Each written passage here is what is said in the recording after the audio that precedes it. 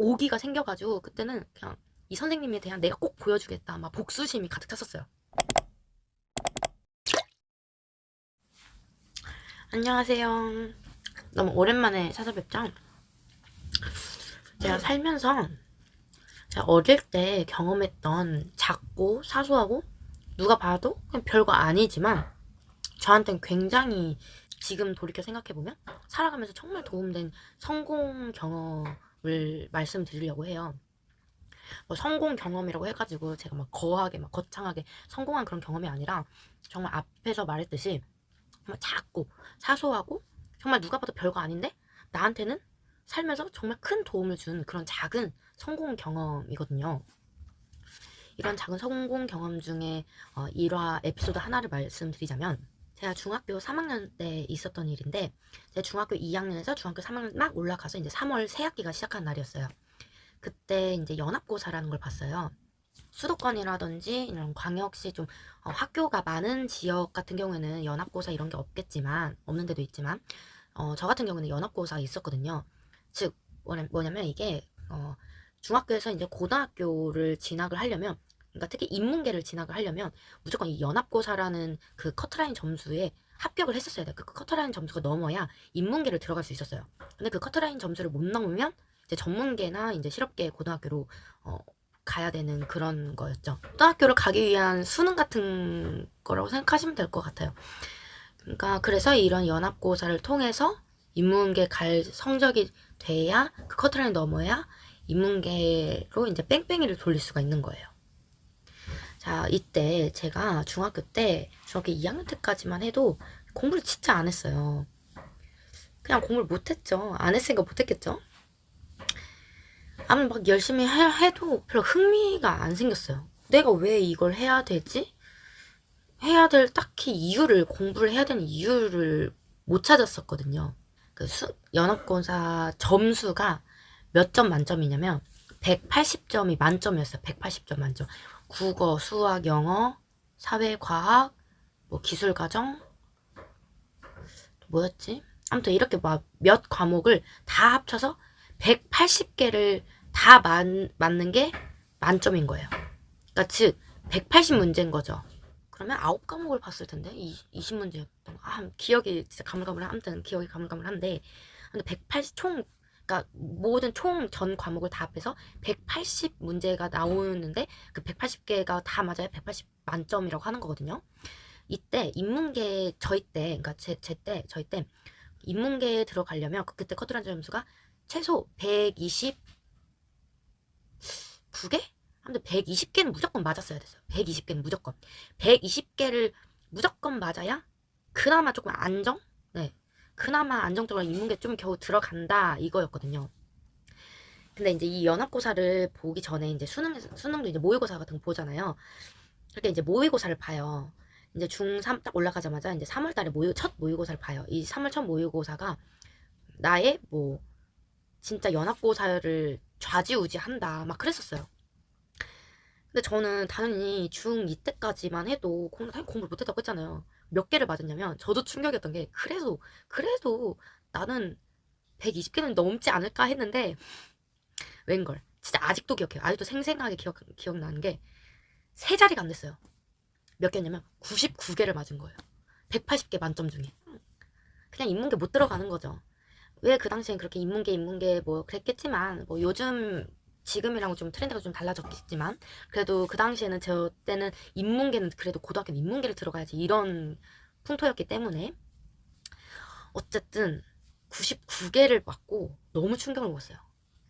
그래서 이제 중3 때는 이제 고등학교에 진학하는 그런 입시 상담을 담임 선생님들께서 계속 했기 때문에 당연 저도 상담에 들어갔겠죠. 저는 좀 점수가 너무 심각했어가지고 부모님을 모시고 오라는 거였어요. 부모님 모시고 입학 상담을 해야 되는데요. 그래서 그때 하필 또 담임 선생님이 되게 엄청 좀 무서우신 분이었어요. 여자 선생님이셨는데 되게 별명이 약간 마녀? 약간 이런 것처럼 되게 카리스마 있고 음악 선생님이셨나? 독해 보이고 되게 무섭고 되게 싸납고 말 그렇게 살갑게 해주지 않는 그런 제 기억 속에는 그런 선생님이셨어요. 그 담임 선생님이 저희 아빠를 불렀죠. 그리고 저는 이제 교실이었는데 아빠는 선생님 바로 맞은편 옆에 계셨고 저는 아빠와 선생님을 둘 다 볼 수 있는 그 맞은편에 제가 앉아 있었어요. 그러니까 삼각형으로 앉아 있었죠. 근데 아직도 솔직히 말하면 그 당시 너무 상처가 되는 말씀을 너무 아무렇지 않게 하시더라고요. 아빠한테 뭐라고 하셨냐면 얘 절대 인문계 못 간다. 무조건 실업계 전문계 가야 된다. 갈 수밖에 없다. 인문계 꿈도 꾸지 마라. 이런 식으로 이런 뉘앙스로 말씀하셨어요. 네, 저희 아버님도 저희 아빠도 선생님이시거든요. 그러니까 선생님 똑같은 그 직종에서 그런 자기 딸이 그렇다는 얘기를 들으면 얼마나 속상하시겠어요. 자존심도 엄청 상할 테고. 그걸 그러니까 제 눈 앞에서 우리 부모님, 내 아빠를 쪽준 거잖아요. 엄청 망신을 준 거잖아요. 얼마나 낯뜨겁고 민망했겠어요. 저도 그러는데 거기서 너무 열이 받는 거예요. 뭐?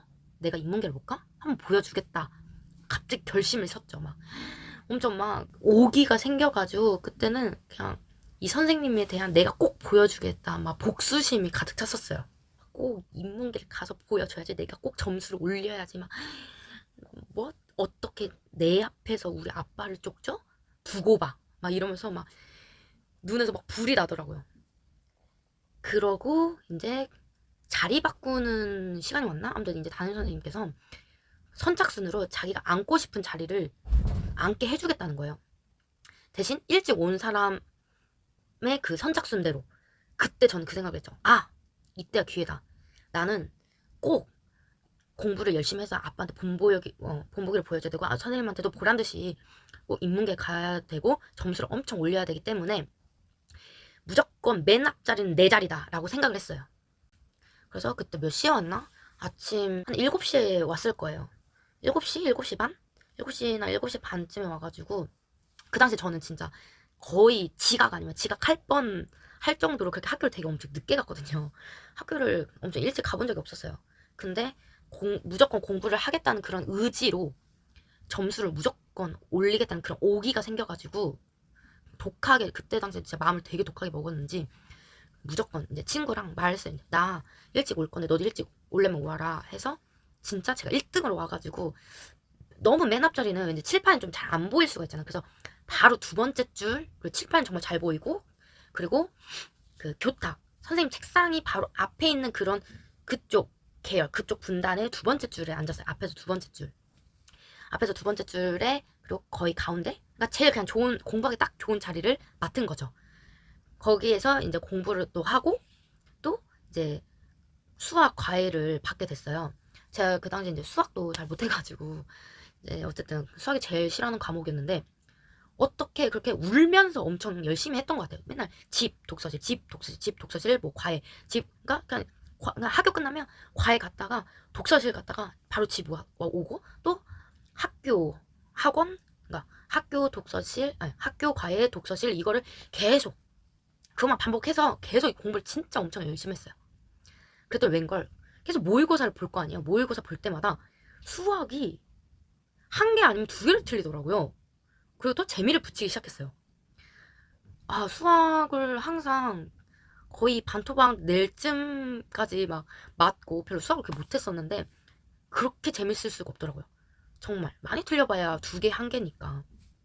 그리고 나머지 다른 과목들도 엄청 그냥 진짜 그냥 무작정 문제 계속 풀고 복습하고 틀린 거 있으면 다시 또 오답 다시 풀고 그걸 정말 미친 듯이 공부를 했던 것 같아요. 그렇게 미친 듯이 공부를 했더니 아 나도 하면 하겠구나 확신이 들고 이제 연합고사 날이 됐어요.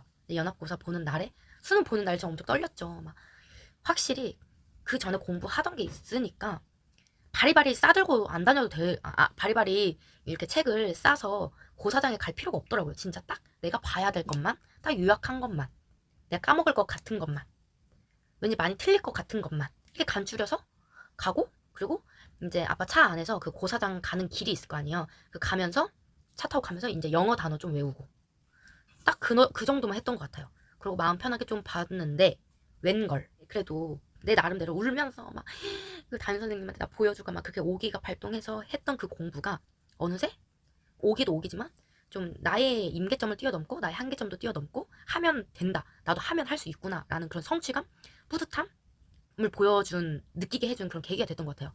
제가 맨 처음에 3월달에 그 본 모의고사가 99개였다고 했잖아요. 180개 만점 중에 99개에서 무려 40개 이상이 오른 거예요. 40점 이상의 점수가 오른 거예요.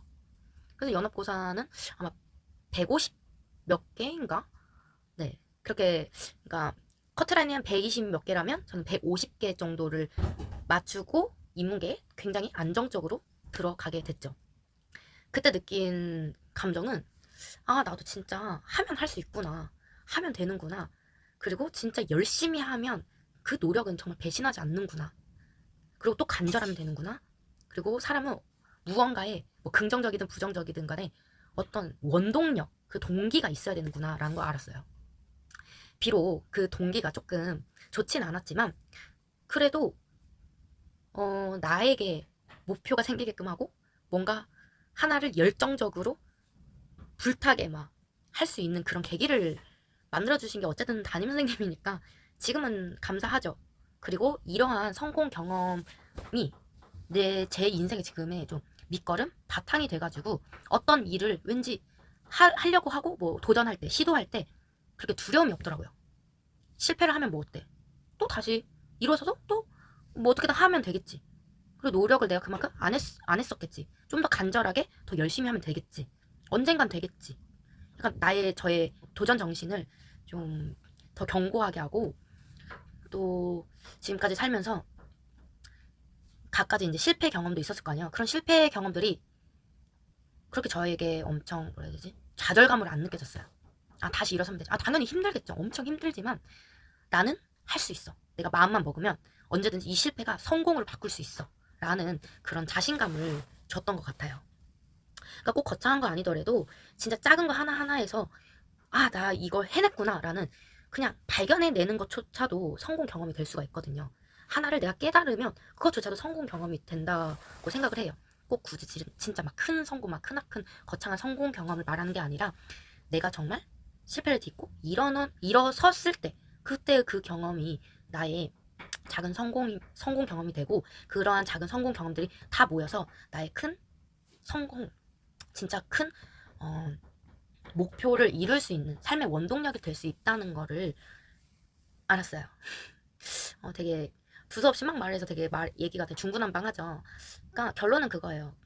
실패를 두려워하지 않고 나도 할 수 있다라는 그런 자신감을 주는 거는 그런 삶의 원동력을 주는 거는 절대 큰 거에서 오지 않는다는 거.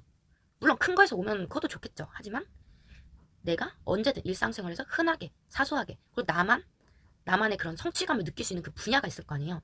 언제든지 그곳에서 나의 성공적인 그 경험을 발췌할 수 있고 발견할 수 있다는 거.